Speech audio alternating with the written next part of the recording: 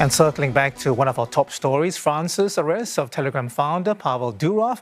Paris's prosecutor says he's being held in custody as part of a cyber criminal investigation. President Emmanuel Macron denies any political motive. He says his country is committed to free speech, while Russia says it has yet to see any accusations against Durov.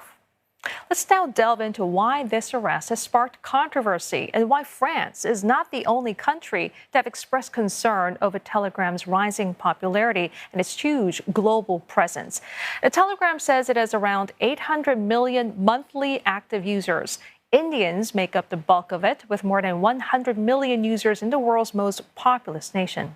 Now, people in Russia and Singapore, though, have been found to spend the most time on the app, around 2 hours more than the average user each month.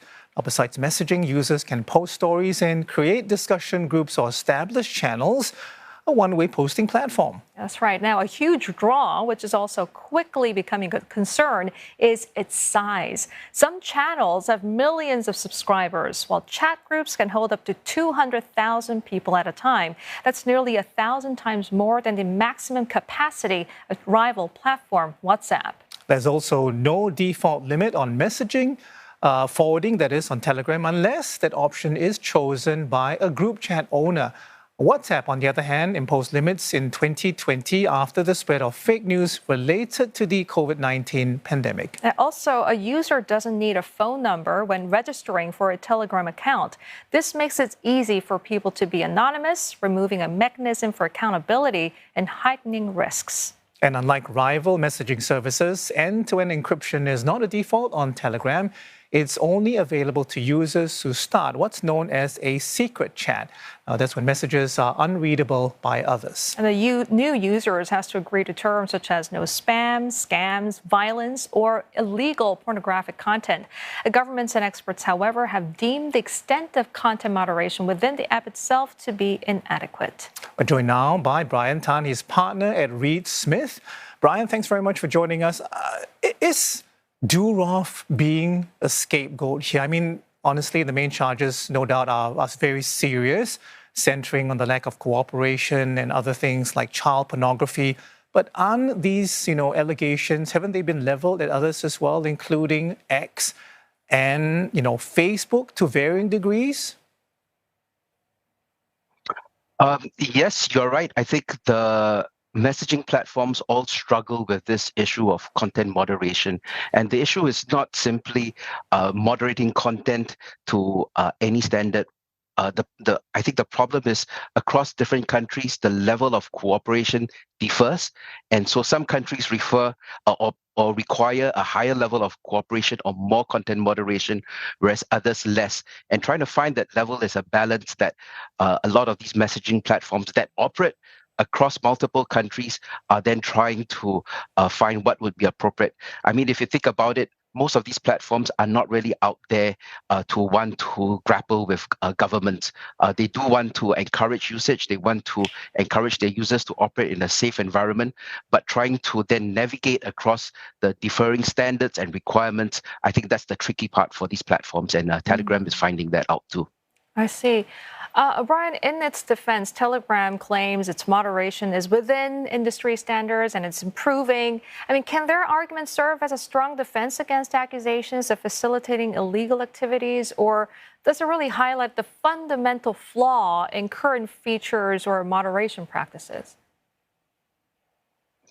Well, and so this is where, again, that whole tussle kind of lands, right? Because there are different players have different resources. Some have a lot more resources and they are able to throw everything at it. The rest may be more thinly resourced, and also perhaps as kind of a company policy, some of the platforms come from a place where they have unusually high censorship requirements, and so pushing back against some of these moderation requirements is also part of their ethos. And so it's that balance that they are trying to meet to be able to satisfy the regulators who, on one hand, want them to undertake a very high level of moderation, but on the other hand, they have these other factors to grapple with. Well, Brian, talk to us about this middle ground then. I mean, governments are clearly concerned. The New York Times saying that Telegram has been banned, either permanently or temporarily in 31 countries in some form.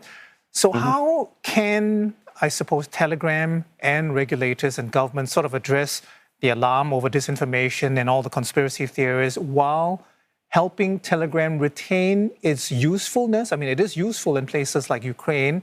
We've seen that where it's a vital communication tool, for example, for people at war.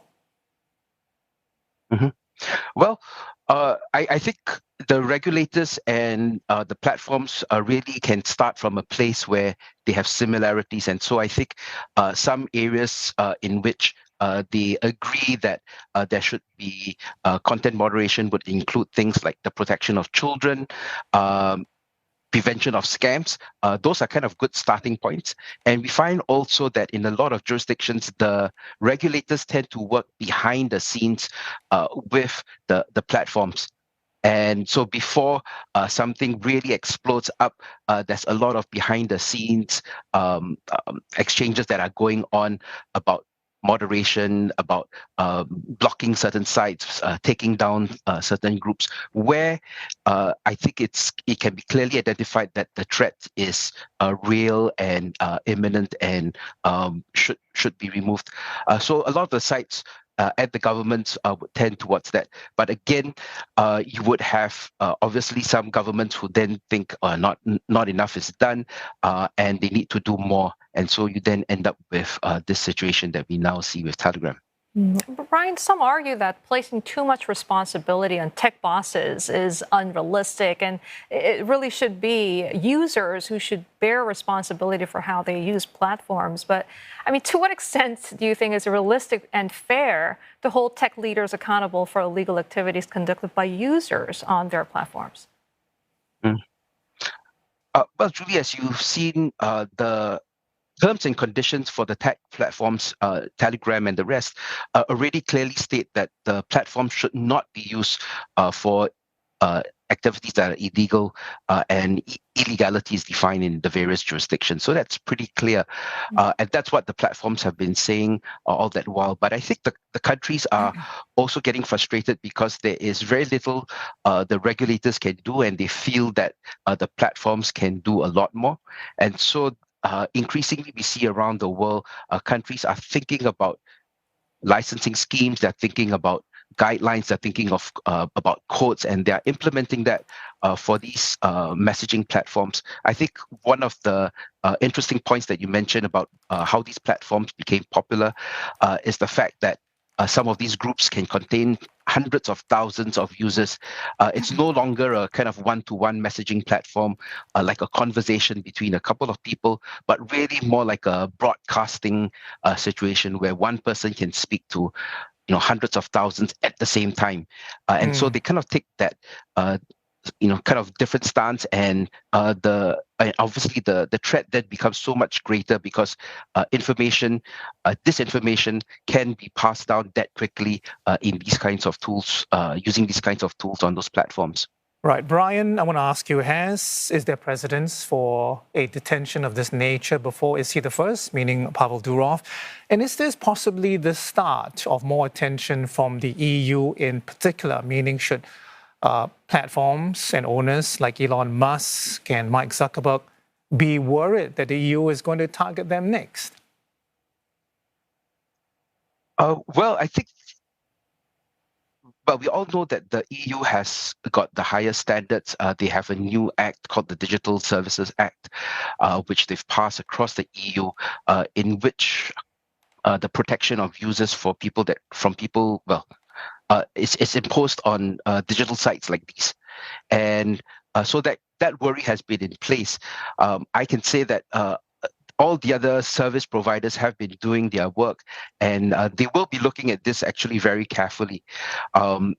The question really is this particular move one that is intended to send a signal to the rest to up their game, or is this really an outlier and just only confined to this particular instance for what's happening?